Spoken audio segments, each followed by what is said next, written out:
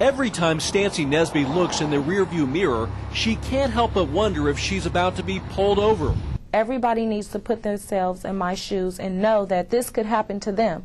A 30-year-old single mom with 4 kids who holds 2 jobs working as a nurse's assistant, life was hard enough before her problems with police. It's made it really hard for me to smile and be the normal person that I felt like I was at first. It started 4 years ago when Stancy was pulled over for speeding in the Bay Area.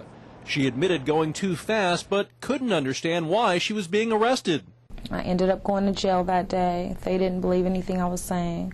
It turned out Stancy had a warrant for her arrest. The police databases showed she'd been busted for cocaine possession here in San Francisco's seedy Tenderloin district back in 1999, but that she never showed up for court appearances.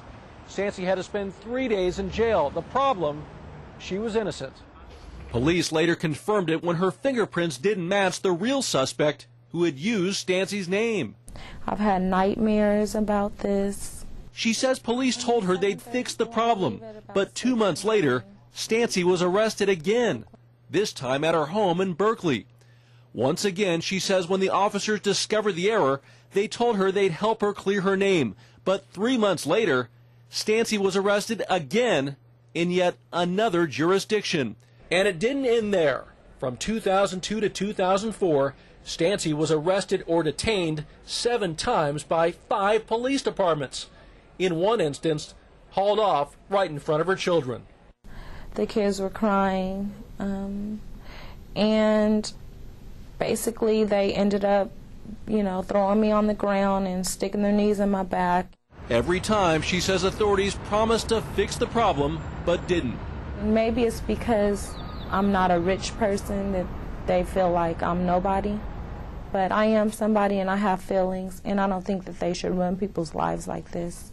Stancy filed this lawsuit against San Francisco, claiming false imprisonment and emotional distress after failing to remove her arrest warrant from state databases.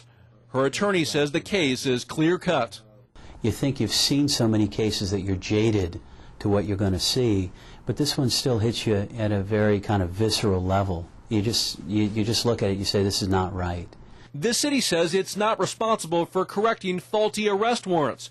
It also notes that Stancy was never arrested in San Francisco, but concedes she was wronged. This is something that I don't think you would wish on your worst enemy. You pray it doesn't happen to you.